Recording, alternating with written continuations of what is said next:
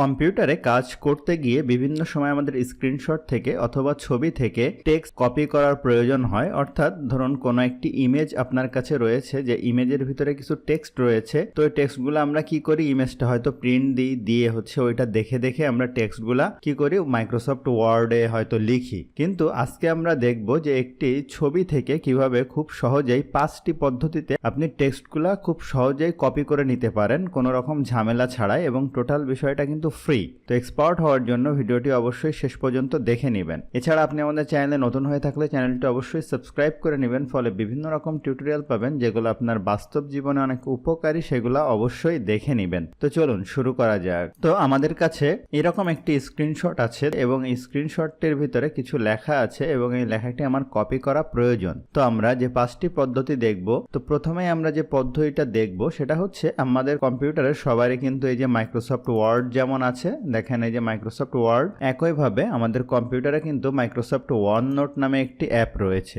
যেমন মাইক্রোসফট অফিসের প্যাকেজের সাথে কিন্তু এইটা আসে। তো আমরা এখানে ওয়াননোট লিখলাম, লেখার পরে এরকম একটি অ্যাপ আমাদের সামনে চলে আসবে। যদি আপনার এখানে কোনো নোট থাকে তাহলে তো থাকলো, অথবা আপনি ফাইলে গিয়ে আপনি কি করবেন, এই যে নিউয়ে যাবেন, যাওয়ার পরে এখান থেকে একটি নোট দিবেন।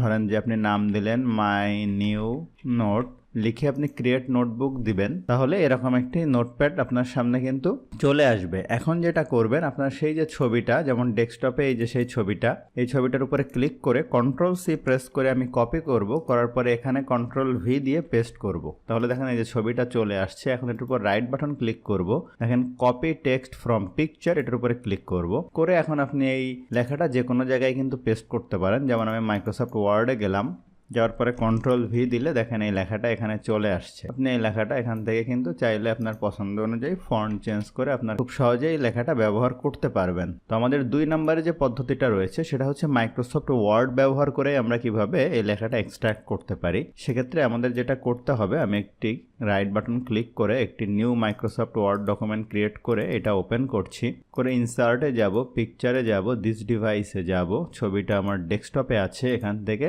ইনসার্ট করে এই ফাইলটা আমি ডেস্কটপে সেভ করব পিডিএফ হিসাবে। ঠিক আছে, আমি এই যে পিডিএফ হিসাবে সেভ করলাম, আমি সেভের উপরে ক্লিক করলাম, তাহলে পিডিএফ হিসাবে দেখেন এই লেখাটা সেভ হলো। আমি এটা কেটে দিচ্ছি, এখন এই ফাইলটাও আমি কেটে দিলাম, ডন্ট সেভ, এটাও কেটে দিই, তাহলে দেখেন এইটা আমার সেই পিডিএফটা। ঠিক আছে, এখন আমি যেটা করব, আমি এখান থেকে ওয়ার্ডে স্টার্টে গিয়ে ওয়ার্ড লিখব, তাহলে এরকম একটি অ্যাপ চলে আসবে আমার সামনে। এটা একটু ছোট করে নিব, এই পাশে রাখবো, রেখে এই নিউ মাইক্রোসফট যে পিডিএফটা আছে এটা এখানে এনে ছেড়ে দিব। এরকম একটি পপআপ ওপেন হবে, আমি ওকে দিব। দেওয়ার পরে দেখেন আমি যদি এখন বড় করি, এই লেখাটা কি সুন্দরই দেখেন সেটা কিন্তু টেক্সটে কনভার্ট হয়ে গেল। এটা কিন্তু বেশ দারুণ।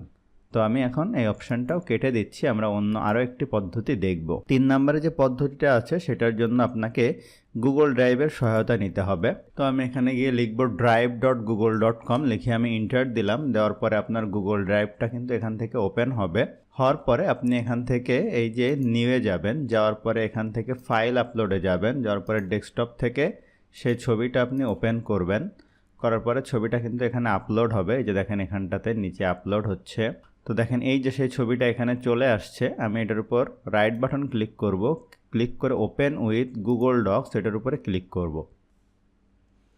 তো দেখেন যখন এটার উপরে ক্লিক করলাম, এই যে এখানে কিন্তু এই লেখাটা টেক্সট হিসাবে দেখেন চলে আসছে। আমি এটা Ctrl+C বাটন প্রেস করে কপি করলাম। এরপরে আমি চাইলে এই লেখাটা যে কোনো জায়গায় কিন্তু পেস্ট করতে পারবো। যেমন আমি মাইক্রোসফট ওয়ার্ডে গেলাম, গিয়ে এই যে পেস্ট করলাম, এখান থেকে তো কালার আপনারা চেঞ্জ করে নিতেই পারবেন, তাই না? তো এইভাবে আপনি খুব সহজে কিন্তু লেখা কপি করতে পারবেন। এরপরে 4 নম্বরে আমাদের যে পদ্ধতিটা রয়েছে সেটা খুব দারুণ একটা পদ্ধতি লেগেছে আমার কাছে। সেটার জন্য আপনাকে একটি সফটওয়্যার ডাউনলোড করতে হবে, এবং যেটা খুবই সহজ এবং ফ্রিওয়্যার। যদি আপনি ইন্টারনেটে যান, যাওয়ার পরে আপনি লিখতে হবে যে মাইক্রোসফট পাওয়ার টয়েস, এটার উপরে আমি ক্লিক করলাম। ক্লিক করার পরে দেখেন এই যে মাইক্রোসফট পাওয়ার টয়েস, এটার উপরে আমি এখন ক্লিক করব। ক্লিক করলে দেখেন এখানে অনেকগুলো অপশান আছে। এখানে ইনস্টল পাওয়ার টয়েস, এটা কিন্তু মাইক্রোসফটের ওয়েবসাইট। আমি এটার উপরে ক্লিক করলাম।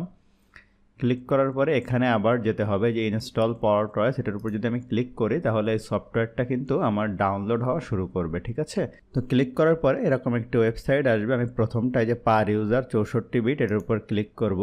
তো ক্লিক করলে দেখেন এই সফটওয়্যারটি কিন্তু আমার ডাউনলোড হওয়া কিন্তু শুরু করছে। আমি যেহেতু ইতিমধ্যে একবার ডাউনলোড করছি, আমি আর এটা করছি না, আমি এটা ক্লোজ করে দিলাম।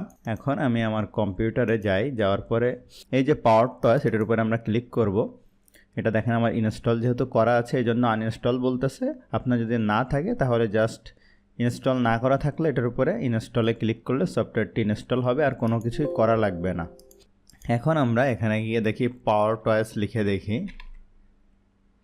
এই যে পাওয়ার টয়েস এটার উপরে আমি ক্লিক করলাম। ক্লিক করলে দেখেন এই যে সফটওয়্যারটি আমাদের সামনে চলে আসলো। আমি যদি একটু নিচের দিকে যাই বাম থেকে, এখানে একটু অপশান আছে টেক্সট এক্সট্রাক্টর, এটার উপরে ক্লিক করব।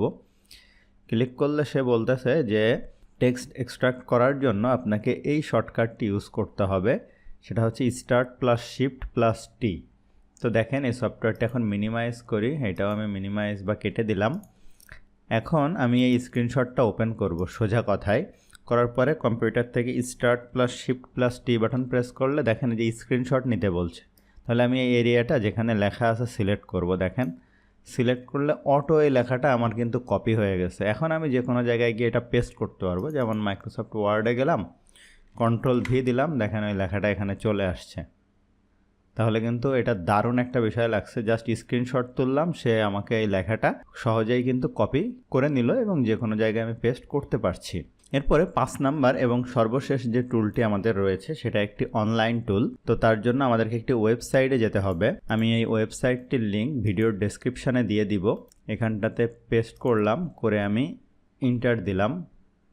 দেওয়ার পর এইরকম একটি সফটওয়্যার বা ওয়েবসাইট আমাদের সামনে চলে আসলো। আমি ব্রাউজ ফাইলের উপর ক্লিক করলাম, স্ক্রিনশটটি ওপেন করলাম।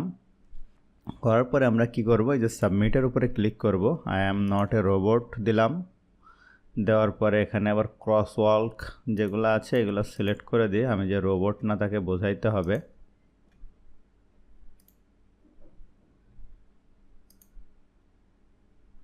দেওয়ার পরে আমি ভেরিফাই দিলাম। এখন টেক্সটটা এক্সট্রাক্ট হবে।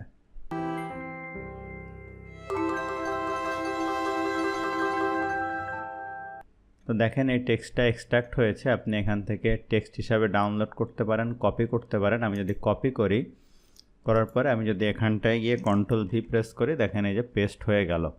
তাহলে দেখেন আমি 5টি পদ্ধতি ব্যবহার করে খুব সহজে একটি ইমেজ থেকে কিন্তু টেক্সট কপি করে নিতে পারছি, যেটা আমি আগে কি করতাম, আমি হাতে লিখতাম প্রিন্ট দিয়ে, যেটা কিন্তু খুব সময় সাপেক্ষ।